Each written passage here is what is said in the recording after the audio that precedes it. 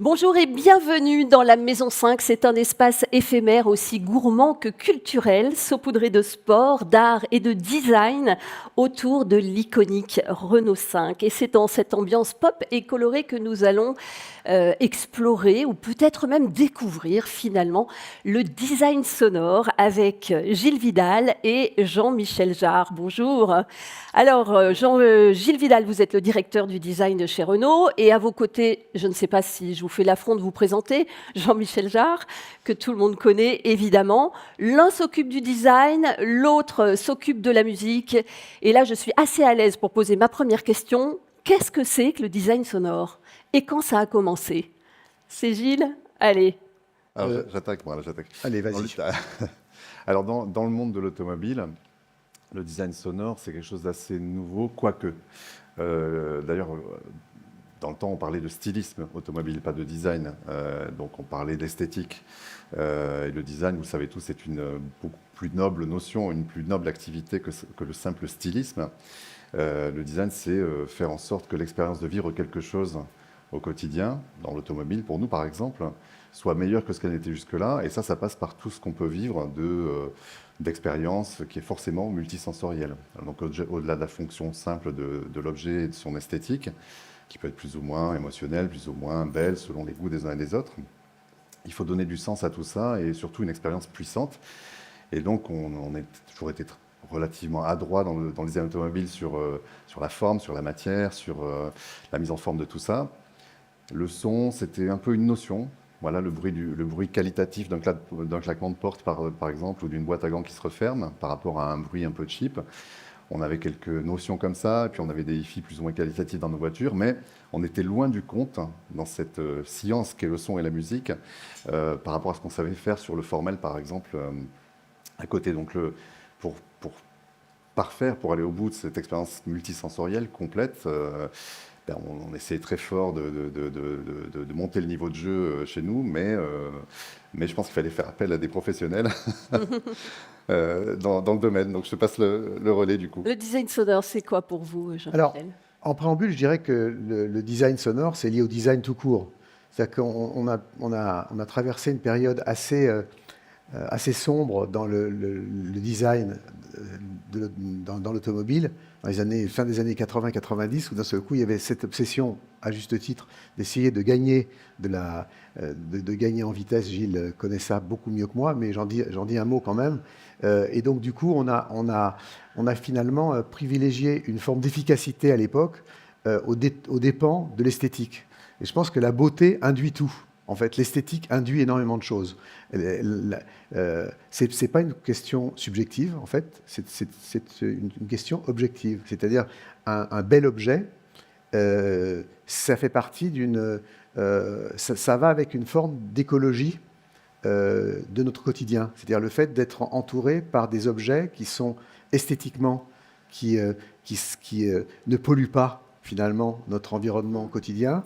Et évidemment, l'environnement sonore est effectivement aussi important. Donc la question qu'il faut se poser aujourd'hui avec le design sonore, c'est ne pas rajouter, d'abord être confronté à un nouveau type de véhicule qui sont les véhicules électriques, qui sont donc des véhicules au départ silencieux, quoique, on en reparlera, mais des véhicules silencieux. Donc créer je dirais, une orchestration, en fait, un arrangement sonore sur ces véhicules silencieux, c'est-à-dire comme un partir au fond d'un canevas, d'une toile blanche, qui est le silence, et essayer d'aménager ce silence pour des raisons de sécurité, puisque ça peut être dangereux justement d'avoir des véhicules dans un environnement urbain en particulier totalement silencieux, et en même temps de ne pas ajouter la pollution sonore à la pollution sonore des villes. Donc ça demande effectivement donc un travail en totale complicité avec, au-delà de Gilles, aussi les équipes techniques de Renault, puisqu'on parle de Renault, c'est-à-dire le fait qu'on peut imaginer tout ce qu'on veut, mais au bout d'un moment, on est quand même tributaire aussi du hardware, c'est-à-dire par quoi va passer ce son. Je donne un exemple, les voitures thermodynamiques classiques, le bruit du moteur, c'est un bruit qui est généré par les pièces mécaniques du moteur qui génèrent ce bruit à 360. D'accord ? Quand il faut générer un son pour une voiture électrique, donc quand on rentre dans le design sonore d'une voiture électrique, on va passer par des haut-parleurs. Donc la qualité, la taille de ces haut-parleurs, le fait de pouvoir en amont parler aux équipes techniques en leur disant est-ce que vous pourriez nous faire un petit peu de place au moment où vous concevez la voiture, plutôt que on a conçu la voiture et après on va mettre les haut-parleurs là où on peut. Le fait qu'il y ait un haut-parleur à droite plutôt qu'à gauche, ça veut dire qu'on va privilégier un trottoir plutôt qu'un autre, par exemple, dans une ville. Donc il y a des tas de problèmes qu'il faut arriver à maîtriser et qu'il faut partager avec toute la chaîne de production et de conception et de production d'une voiture, qui fait qu'au bout du compte, on va pouvoir déterminer le design sonore en fonction de tous ces différents paramètres et de ces différentes limitations. Alors, ce qui est amusant quand je vous écoute, quand même, c'est que vous avez fait appel à un artiste qui s'appelle Jean-Michel Jarre, et moi, quand je l'écoute, j'ai l'impression d'être face à un ingénieur. Bah oui, parce qu'en fait, si vous voulez, si vous demandez à, je vais pas me comparer à ce que je vais dire, mais si vous demandez à Yehudi Menuhin ou à Eric Clapton de ce qui fait leur son, c'est pas seulement leur technique, c'est aussi leur instrument.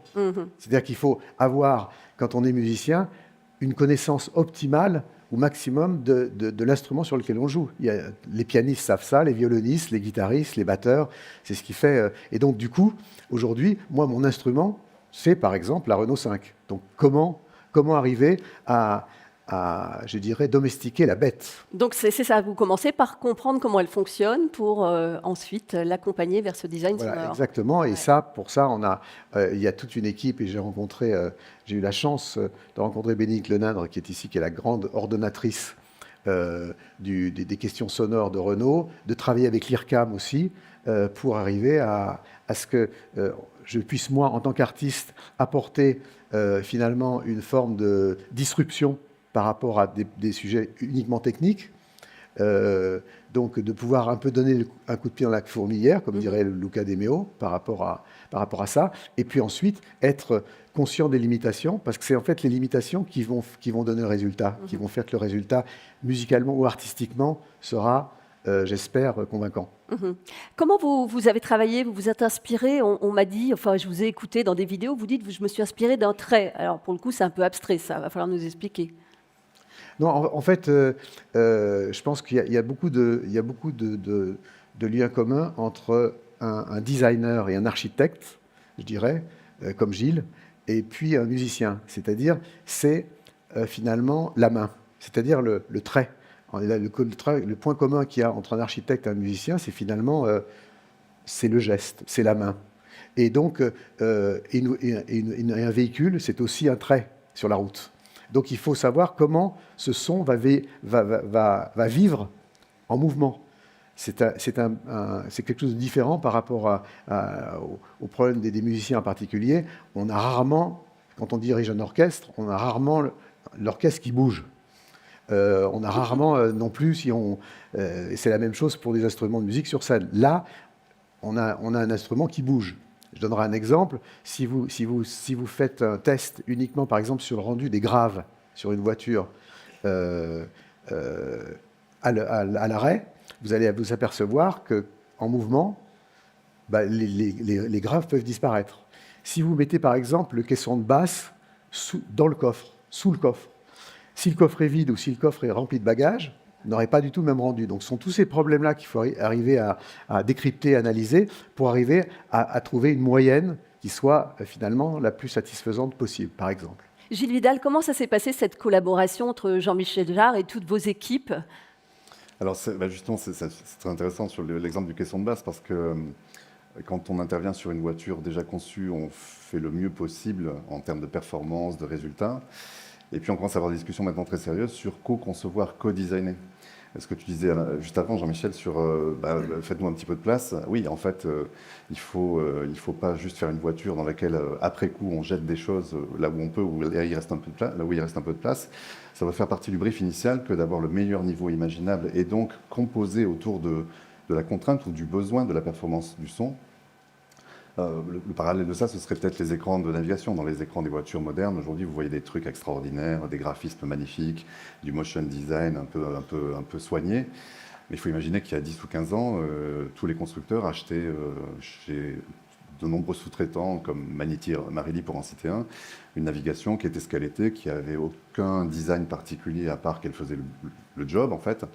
Et c'était un non-événement en termes de design, c'était un équipement comme ça qu'on jetait dans la voiture. Donc là, on est passé sur ces sujets-là des écrans et sur le design sonore un peu plus tard, sur cette intégration au 360 degrés de tous les paramètres dans le design. Alors pour nous, c'est un empilage de contraintes supplémentaires, mais c'est ce qui fait le sel de notre métier finalement. C'est qu'on s'exprime dans la contrainte, dans la compilation de tous ces trucs-là, pour rendre la meilleure expérience possible au final. Et donc, là, je pense qu'on se comprend bien. Enfin, moi, je suis peut-être aussi un ingénieur, mais aussi un designer, je trouve, parce qu'on se comprend dans ces notions-là, en fait. Comment concevoir ensemble. C'est pas deux mondes qui pouvaient pas communiquer, au contraire, on a l'impression que là, tout le monde s'est retrouvé, réuni, c'est ça? Oui, c'est ça, parce que je pense que tu as une conscience aiguë d'amener une expérience extraordinaire au final, en fait. Et une vision très précise de quel cheminement, qu'est-ce qu'il faut activer pour y arriver. Et c'est exactement une démarche de designer, en fait. Donc, on se comprend et on travaille très bien ensemble. Donc, Comment je pense qu'on parle, je m'excuse, mais on parle du design sonore, même au-delà de l'automobile. C'est-à-dire qu'en fait, il y a une tradition, et c'est intéressant de le partager avec vous aujourd'hui, c'est que ce qu'on appelle la musique électroacoustique ou la musique électronique, elle est née en France, en fait. Elle est née en France et en Europe, et j'ai eu encore l'occasion de le rappeler il y a quelques heures, dans un autre contexte. Et le fait, justement, que le design sonore est finalement quelque chose qui fait partie aujourd'hui de la grammaire des compositeurs, qui est né dans les années 40 avec des gens comme Pierre Henry, comme Pierre Schaeffer, des gens qui sont à la fois issus cette tradition de musique électroacoustique ou électronique française, elle est à la fois issue du mouvement impressionniste, c'est-à-dire le fait de procéder par touche, d'avoir une certaine approche mélodique et sonore, et en même temps aussi du mouvement surréaliste, c'est-à-dire le fait de mélanger, de faire des oxymores sonores, de mélanger des choses qui ne vont pas les unes avec les autres. Et c'est-à-dire que finalement, comme je le dis souvent, de mélanger, je sais pas, le son d'un oiseau avec une clarinette ou le son d'une machine à laver avec des percussions. Ça, c'était des choses qui viennent en fait de nos racines, nous, franco-européennes en tout cas, d'Europe continentale, et qui fait qu'aujourd'hui, la musique qui est faite aujourd'hui, les compositeurs sont tous devenus plus ou moins font du design sonore. C'est-à-dire mélangent des effets sonores aux sons orchestraux ou aux sons musicaux. Et donc, c'est quelque chose qui, finalement, fait qu'on peut aujourd'hui, je pense, mieux dialoguer, des gens comme moi, des musiciens peuvent mieux dialoguer avec des gens comme Gilles, comme designer, mais beaucoup plus important encore, avec des gens qui sont dans la technique, dans la production, et qui n'ont aucune idée de ce dont on parle au départ, et qui éventuellement me voient arriver, et je pense peut-être aussi Gilles au début de sa carrière, le voyait arriver avec méfiance. Et tout ça, ça demande aussi une certaine dose de diplomatie, je vais dire. Diplomatie et curiosité aussi, je crois. Voilà, ce qui exactement. définit. Non, mais ça, c'est super important. Comment on définit la signature sonore d'une marque comme Renault?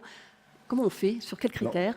Je pense que dans notre métier du design, quand on travaille pour une marque, en tout cas, on doit quelque chose à cette marque. Une marque, elle est plus vieille que nous, et elle va nous survivre largement, on espère. Et donc, une marque, elle a des valeurs, elle a des racines, elle est potentiellement intemporelle, même si elle a le droit de se transformer. Et donc, ce qu'on fait, moi, je suis patron du design pendant un certain moment, jusqu'à une certaine date, un jour. Et donc, je suis un petit moment de cette histoire. Donc, je dois respecter l'héritage, je dois respecter l'identité de la marque, et quand même lui amener de la nouveauté, du renouveau, et faire une marque rebondissante. Et puis, mon successeur, un jour, aura cette même mission à son tour. Et donc, on doit être très conscient de ces valeurs-là, un peu intemporelles, on doit respecter un certain héritage, et en même temps, on doit rafraîchir, faire rebondir. Donc c'est vrai pour nous sur le design des voitures, des objets automobiles par eux-mêmes.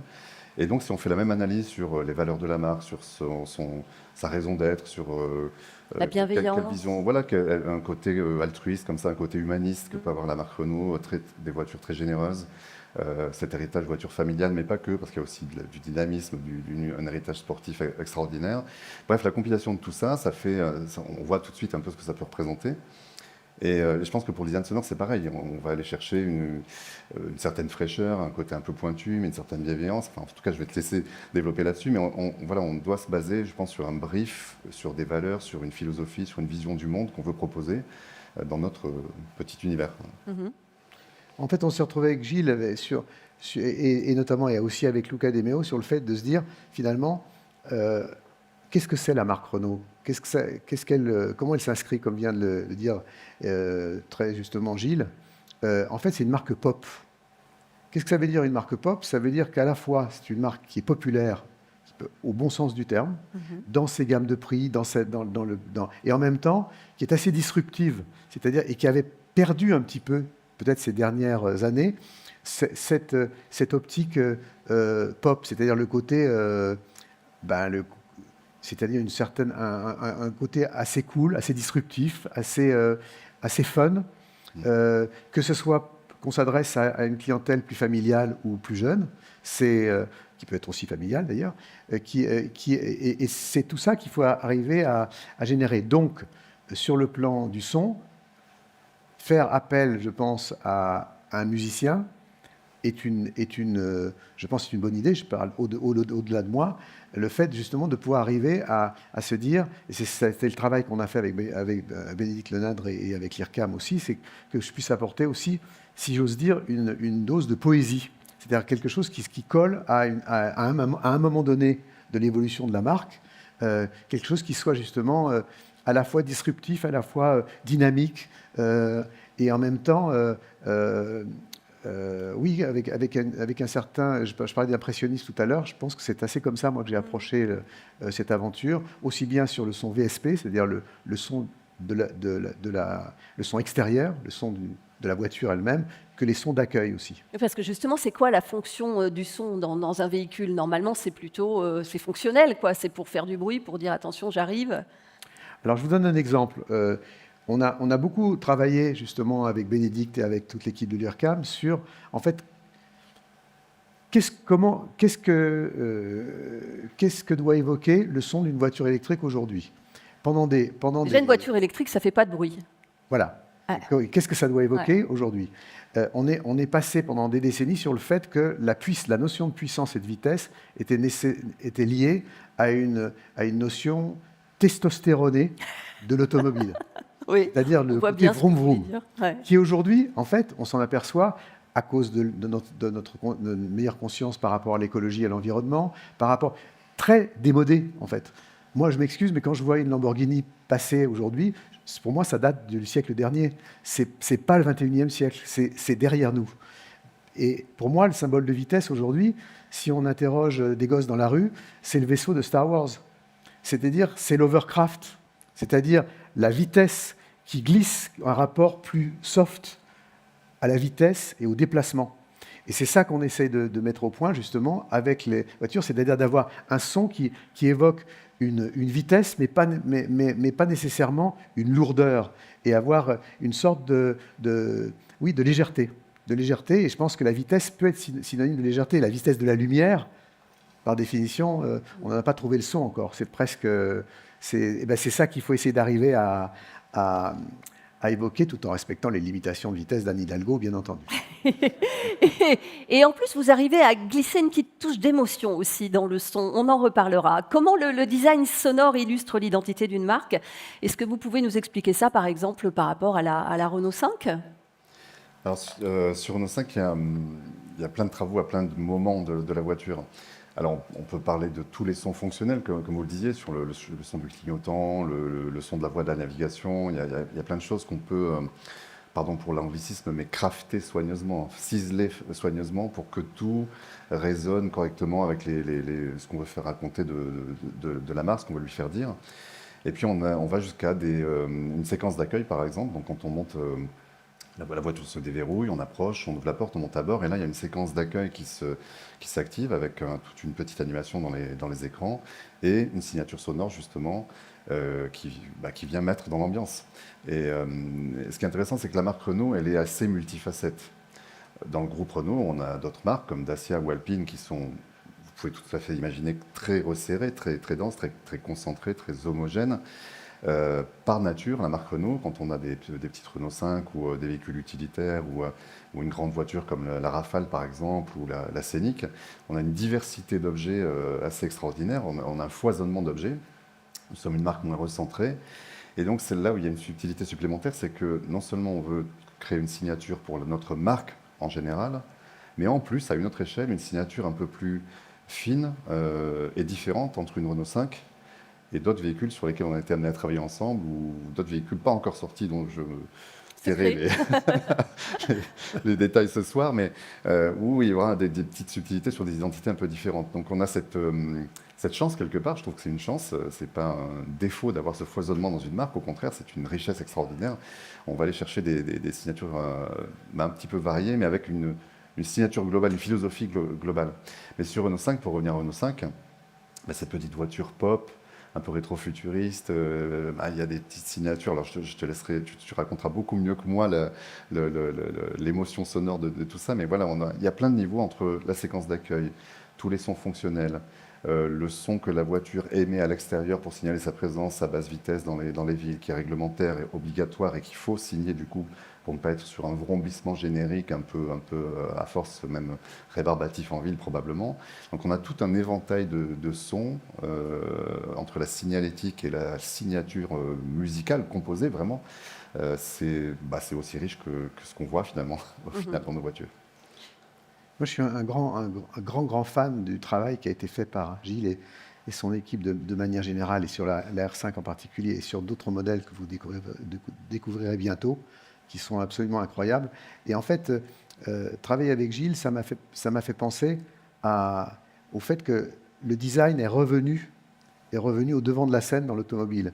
D'une certaine manière, n'écoute pas ce que je vais dire, Gilles, mais Gilles, c'est un peu un Raymond Loewy d'aujourd'hui. C'est-à-dire, pourquoi je parle de Raymond Loewy pour ceux qui ne savent pas nécessairement qui c'est. C'était un très très grand designer dans les années 50 et 60 qui a dessiné des tas d'objets du quotidien, et dans l'automobile, des Studebaker, des Corvettes, enfin toutes ces voitures qui étaient délirantes au niveau, qui étaient très pop et assez démente au niveau du design, et avec en même temps une énorme élégance et une énorme signature visuelle. Et donc qui a en fait influencé d'ailleurs le monde de la musique énormément. Le design des années 50-60 a généré le rock, par exemple. C'est tout à fait... On voit des jukebox, c'est des calandres de voitures, en fait. Donc on voit qu'il y a ce lien entre le design et le son et la musique. Et ce que j'aime énormément dans le travail de Gilles, que j'admire vraiment beaucoup, même, on ne devrait pas en parler, mais même avant Renault, parce que Gilles avait une existence et un certain nombre de victoires dans le design, et je pense que moi, ça a été une grosse source d'inspiration pour moi, pour aborder le son, par exemple, de la R5. Et la R5, elle a en même temps ce côté un peu chien fou, en même temps, donc il fallait lui donner cette espèce de côté un peu, encore une fois, pop et un peu disruptif, et puis en même temps, il y a un côté aussi rassurant, parce qu'elle a ce côté aussi, encore une fois, non pas seulement pop, mais aussi à la fois un objet du quotidien familier. Et donc, par exemple, ce qu'on appelle les welcome sounds, c'est-à-dire les sons d'accueil de l'intérieur, je les ai créés en fonction justement du design qu'avait défini Gilles. Et donc, c'est une première étape, parce que c'est du work in progress, tout ça. En même temps, ce qui est passionnant, c'est qu'on expérimente. Bon, je pense qu'on a travaillé déjà sur une première gamme de sons, ce qu'on appelle les welcome sounds, c'est-à-dire quand vous ouvrez la portière, il y a un son qui vous accueille. Ce son, il ne faut pas qu'il vous exaspère parce que vous allez le couper au bout d'un moment. Donc, il faut qu'il soit suffisamment abstrait, mais en même temps qu'il évoque une forme de familiarité dans lequel jour après jour, on aime se retrouver. Donc, c'est compliqué. Ouais. C'est un exercice même de composition compliqué. Et en même temps, il faut aussi que ça rassure, et il faut aussi que ça induise quelque chose qui soit lié tout ça, c'est intangible, c'est très subtil, à une notion de confort aussi, et rassurante, avec le fait qu'encore une fois, tout est à créer dans l'univers sonore de la voiture électrique. C'est ça qui est passionnant. Et c'est un vrai défi, parce qu'il faut tout inventer. Le son tous les sons, alors le son des portières, ça existe sur une voiture électrique, mais les voitures électriques, par exemple, la carrosserie est plus légère. Donc là, on a été habitué pendant des décennies à penser que ce qui rassure, c'est finalement une carrosserie solide, c'est-à-dire quelque chose de lourd. Alors on n'est plus avec les matériaux qui sont utilisés dans le design, on n'est plus du tout là-dedans. Donc il faut retravailler tout ça, il faut recréer un imaginaire du véhicule. C'est passionnant, évidemment. Alors, depuis tout à l'heure, on parle beaucoup des sons. On a évoqué le son VSP. Vous savez ce que ça veut dire, le son VSP? Qui sait? Ah, alors ça veut dire quoi, VSP? Alors c'est le son que doit émettre réglementairement la voiture à basse vitesse pour signaler sa présence. Donc on a un certain niveau de décibels à produire, à émettre.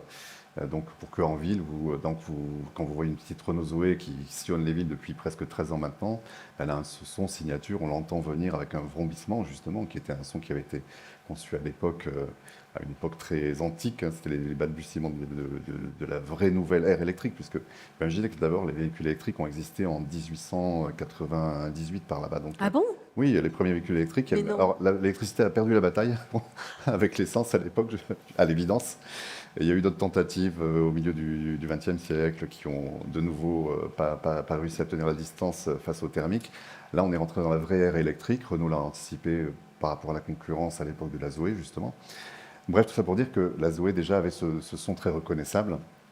Et l'idée, justement, c'est d'éviter ce qu'on disait tout à l'heure, ce vrombissement que toutes les premières voitures électriques ont pu employer. Et on s'est dit, ben non, il faut créer quelque chose d'original qui remplit le cahier des charges, disons, réglementaire, de signaler la présence du véhicule, mais avec une signature particulière, avec une âme particulière. Alors, la nouvelle R5, elle est dotée donc d'une séquence d'accueil graphique et sonore et d'un fameux VSP, conçu évidemment en collaboration avec Jean-Michel Jarre et Gilles Vidal. Le son VSP, je vous propose de l'écouter.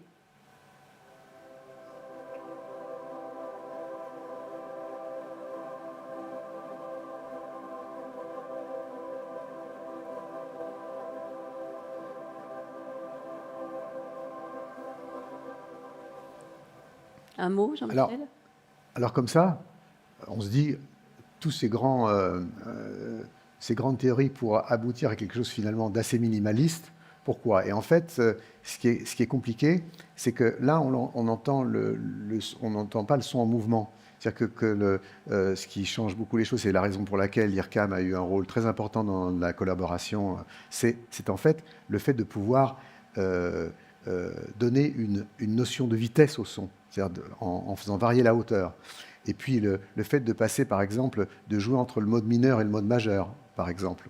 Tout ça sont des choses qui sont assez subtiles et qu'on sentira quand le véhicule va évidemment se déplacer. Et en même temps, comme on l'entend, je pense, il y a effectivement la volonté d'être assez harmonieux.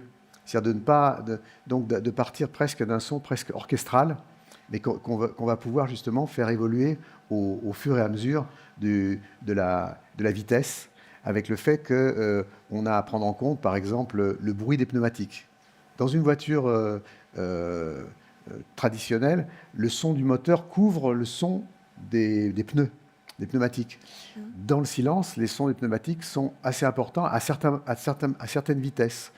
Et donc ce son VSP, en fait, aujourd'hui, s'interrompt après 30 km/h parce que c'est plus utile. C'est moins utile, en tout cas. Et donc, il y a toute cette et puis en même temps, la réglementation. En même temps, il faut aussi suivre aussi la réglementation qui est très précise sur le fait qu'on ne peut pas, malheureusement, pour moi et pour nous, ne pas dépasser un certain nombre de décibels. Et à juste titre, pour ne pas rajouter de la pollution sonore à ce qui existe déjà. Mais tout ça, c'est en même temps aussi des choses qu'il va falloir, à un moment donné, améliorer, notamment, par exemple, avec la sécurité sociale, peut-être, mais sécurité routière, pardon, ou les lois, parce que, en fait, ça a été déterminé de manière un peu abstraite il y a quelques années, et tout ça évolue. Et aujourd'hui, on devrait arriver à avoir et je souhaite qu'on puisse le faire dans le futur, arriver à améliorer la réglementation en matière sonore, être un peu plus souple et tout simplement être un peu plus adapté à l'époque dans laquelle Mhm. on se trouve. Un autre son dont vous nous avez parlé tout à l'heure, c'est les Welcome Sound. Alors ça, c'est donc quand on ouvre la portière, c'est ça? C'est ça. Voilà, bah, je vous propose de l'écouter.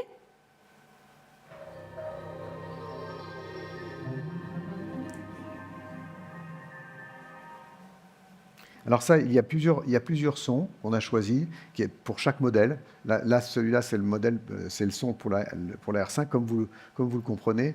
Il faut que le son soit finalement qu'on s'y habitue, mais qu'on ne puisse pas vraiment trop le mémoriser et là, on n'entend pas les graves, mais il y a aussi dans le son du grave qui donne cette notion de confort. Et évidemment, on touche directement, pas seulement au problème du design, mais de la fabrication, c'est qu'il faut qu'on ait les bons haut-parleurs, et c'est vrai aussi dans le tuning sonore dont on n'a pas parlé, mais qui fait aussi partie de mes attributions avec l'ingénieur que j'ai amené de mon équipe, qui s'appelle David Perrault, et on travaille aussi avec l'équipe de Gilles et avec Bénédicte, sur le fait de pouvoir aussi repenser, parce que tout ce qu'on se dit, c'est très bien, mais encore faut-il que ça soit diffusé de la meilleure manière. Et pour l'instant, si je caricature, les gens, la plupart du temps, dans beaucoup de cas, je ne parle pas spécifiquement de Renault, les gens conçoivent le cockpit et en dernier moment font appel et se disent « Ah oui, il faut mettre du son. » Donc, on a oublié, où est-ce donc on qu'on le met? rajoute. On va le mettre sous la coudoir, sous le tapis, enfin là où il reste de la place. Et forcément, on peut faire tout ce qu'on veut après sur le plan sonore. Et ça dépasse même le cadre de ce dont on parle, mais simplement de la musique qu'on va écouter là. Et évidemment, ça dépend. Et c'est pas seulement une question. C'est pas vraiment seulement une question d'argent. C'est une question d'état d'esprit, de conception, c'est-à-dire de pouvoir. Ce que Gilles a parfaitement évidemment compris depuis un moment, c'est de pouvoir, dès la conception du cockpit, de pouvoir se dire l'équipement sonore fait partie de la conception du cockpit. Ouais, l'intégrer dès le départ. Je Comment pense que tu suspends Oui, tout à fait. un mot. Non, mais après, pour revenir sur la séquence d'accueil, donc on aura cette variété-là. Ici, vous avez reconnu un son, quand on parlerait de design rétro-futuriste, même si on veut un résultat très moderne, très projeté dans le futur, et on reconnaît les indices, les ingrédients de l'ancêtre, de l'icône historique. Je trouve que c'est bien vu, c'est bien joué, et je trouve que c'est assez délicat. Enfin, j'imagine que c'est compliqué de trouver un son qui va traduire ça, en fait. C'est sûrement plus simple, c'est vrai pour nous en design, par exemple, c'est plus simple de faire une voiture complètement futuriste, nouvelle, en partant de la feuille blanche, que d'avoir cette contrainte de faire une nouvelle Renault 5 du futur, par exemple. Et j'imagine que c'est pareil pour la signature sonore de la séquence d'accueil. Si c'était carte blanche pour un véhicule ultra futuriste, ce serait presque plus simple, je trouve. Enfin, je ne sais pas si tu es d'accord avec ma vision du truc, mais bon, même mon vécu du truc. Mais de réussir à remplir ce cahier des charges un peu plus complexe d'héritage et de proche. Oui, l'R5, c'est un peu Back to the Future. Ça, qui est en fait, pour ça que j'ai utilisé des sons, par exemple des sons de synthé qui sont un peu des sons des années 80, mais dans un habillage qui soit un habillage plus actuel, plus 2024 ou 2025. Donc tout ça, c'est subtil quand on en parle, mais en fait, ça demande pas mal de réflexion pour arriver à ce que ça soit naturel pour tout le monde, c'est-à-dire que ça soit sinon invisible, mais que ça aille de soi. Et donc j'espère qu'on est déjà arrivé avec la première série de sons, puisque là, on parle du Welcome Sound de la R5, mais il y a différents Welcome Sound, sons d'accueil, suivant les modèles. On parle aujourd'hui de celui de la R5, mais il y en a d'autres. Comment le design et le design sonore, on l'a déjà un peu évoqué, mais prennent en compte les évolutions de notre société? Alors il y a le côté sociétal déjà, c'est rester discret mais en même temps être repérable.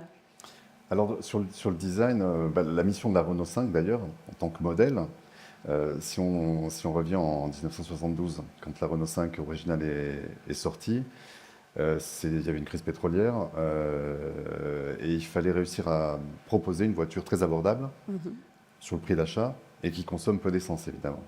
Donc c'était une réponse parfaite à la société telle qu'elle était et à une crise qu'on vivait à cette époque-là. Donc une vision très judicieuse d'amener une solution pour les gens, une solution de mobilité pour les gens. Et dans le contexte d'aujourd'hui, on doit rendre les véhicules électriques abordables. Alors on sait qu'un véhicule électrique, pour l'instant, est un peu plus cher que son équivalent thermique. Et donc on fait tout, notre mission, c'est une mission qu'on se donne avec la marque Renault. C'est quand on parle de pop et de populaire, de pop culture et de populaire, c'est ça, c'est réussir à délivrer un véhicule qui, dans le contexte d'aujourd'hui, on va vers plus d'écologie, vers des solutions électriques, et ce n'est pas la seule solution écologique d'ailleurs, par ailleurs, on doit rendre ça abordable et accessible. Mais en plus, il ne faut pas être dans le renoncement, c'est-à-dire qu'il faut réussir à faire en sorte que que le véhicule soit ultra attractif, soit sexy, soit pétillant, soit explosif, et donc notre job, c'est, enfin vous le savez, parce que vous êtes tous un peu experts du design dans la salle, c'est ça, c'est de réussir à délivrer non seulement une fonction, avec une esthétique, avec une expérience, mais caler dans un contexte de société qui est convenable. Alors après, il y a encore de la place pour des hypercars qui valent des millions peut-être, mais ce n'est pas notre job. Notre job, c'est de réussir à délivrer ça. Donc c'est très... s'il y a une marque automobile, il y en a d'autres, c'est vrai, qui est très dans la réponse au contexte du monde, de notre société, et la réponse juste, Renault est quand même... voilà, c'est une mission qu'on se donne, quoi. Renault est vraiment calé là-dessus. Mhm. Comment est-ce qu'on fait pour que le bruit, finalement, laisse la place au son? C'est une bonne question, et c'est pas du tout... Ce qui est intéressant dans cette question, c'est que je pense de plus en plus que ce n'est pas du tout une notion de goût. C'est ça qui est compliqué, c'est que je peux faire un morceau de musique et puis les gens peuvent l'aimer ou pas. Ouais. Ça, on est dans un domaine qui est purement artistique, et donc qui est le libre choix d'aimer ou de rejeter quelque chose. Dans le cas d'un travail sur le design sonore, c'est différent. Les paramètres sont complètement différents, et effectivement, l'idée, c'est une autre partie du défi, je dirais. C'est comment, dans la pollution sonore, notamment urbaine, comment arriver à ne pas rajouter de pollution tout en étant repérable et en même temps incarné. C'est-à-dire que une R5 aujourd'hui ne ressemble pas au son d'une Porsche électrique ou d'une Mercedes électrique ou même d'une Peugeot électrique ou peu importe. D'arriver. Et donc, c'est tout ça qu'il faut arriver à prendre en compte et ne pas rajouter non plus de pollution. C'est compliqué. Je pense que ça va l'être peut-être moins dans l'avenir, puisqu'on aura peut-être moins de moteurs classiques.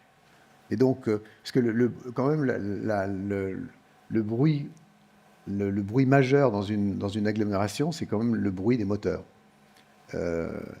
Qui a quand même changé, hein. Quand on écoute une ville dans les années 70 et aujourd'hui, c'est déjà, on a quand même déjà baissé le niveau sonore. Moi, je me souviens que j'ai été le premier musicien en fait occidental à jouer en Chine, juste au début des années 80. Je débutais dans ma carrière, et j'ai été frappé quand je suis arrivé à Pékin de voir, c'était une ville où il n'y avait pas de voiture.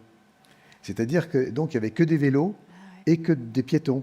Et en fait, vous étiez sur des avenues larges comme les Champs-Élysées, où le seul son qu'on entendait, c'était le son des passants sur le trottoir d'en face et des roues de vélo. Et une fois de temps en temps, il y avait une voiture qui arrivait, mais qui n'avait pas du tout la loi. C'est-à-dire qu'ils étaient obligés de se frayer un chemin avec des coups de klaxon parce que tout le monde s'en foutait. Et en fait, et on s'apercevait donc, et c'est effectivement ce qu'ont dû vivre nos arrière-grands-parents ou arrière-arrière-grands-parents, c'est-à-dire d'être dans des agglomérations. En fait, le bruit ambiant, c'était pas les bruits de moteur. Et petit à petit, avec les voitures électriques, on est en train d'y revenir. Dans certaines, je parle de la Chine, j'étais à Shanghai il n'y a pas très longtemps, et il y a des quartiers où il y a pratiquement plus de voitures thermodynamiques, et il y a que des voitures et des scooters électriques, et d'un seul coup, le son, à Tokyo aussi, le son de la ville est complètement différent, beaucoup plus calme. Et donc, du coup, les sons des voitures électriques vont devenir de plus en plus importants et auront besoin de plus en plus d'être incarnés, même pour l'identité d'une marque. Gilles, un mot à ajouter ? Oui, c'est en fait, finalement, en tant que designer, on design et on fabrique des objets qu'on voit beaucoup, qui traînent partout dans nos rues, sur nos routes. Et donc, quelque part, on a ce devoir de livrer quelque chose de plaisant esthétiquement, de plaisant en termes de design sonore, justement parce que ça va être très présent, ça va être tout le temps là dans notre contexte de vie. C'est comme quand vous voyez, je sais pas, un immeuble très moche se construire, ça peut arriver, et tout le monde se dit, oh là, quelle catastrophe, comment ils ont pu décider un truc pareil. On doit faire tout ce qu'on peut pour délivrer des choses plaisantes, même si c'est une question de goût derrière, mais en tout cas accordées, harmonieuses, parce qu'on impose ça finalement aux yeux et aux oreilles, en l'occurrence de tous. Donc on doit le plus possible avoir cette vision la plus objective possible, justement, de quelque chose qui résonne correctement avec la sensibilité humaine, et pas juste une question de goût, pas juste une question culturelle ou d'éducation, je ne sais quoi. Donc c'est facile à dire hein, ici dans la salle, après il faut le faire, mais, Oui. mais voilà, il faut tendre vers cette espèce de Graal de raisonner harmonieusement avec l'environnement dans lequel on se trouve, en fait.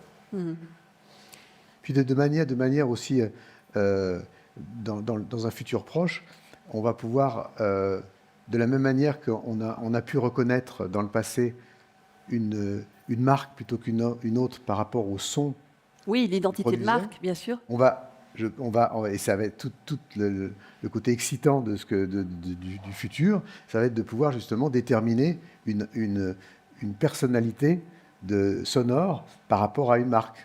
On va faire des blind tests en ouvrant des portières de voitures et on C'est va ça. dire je sais la marque. Ou quand les voitures Je passent. devine la marque. Ou quand les voitures passent même. Ouais. Ouais. Exactement. Bah, ça, c'est l'avenir. Merci à vous deux. Le design sonore, vous l'avez compris, il contribue à insuffler une identité forte aux marques du groupe Renault. Le design sonore dans les véhicules pour une meilleure sécurité, mais pas que. C'est aussi pour créer de l'émotion, du bien-être et même de l'attachement. Jean-Michel Jarre, Gilles Vidal, merci pour ce talk qui a mis nos neurones en éveil et nos oreilles à l'affût de tous ces nouveaux sons. Merci beaucoup.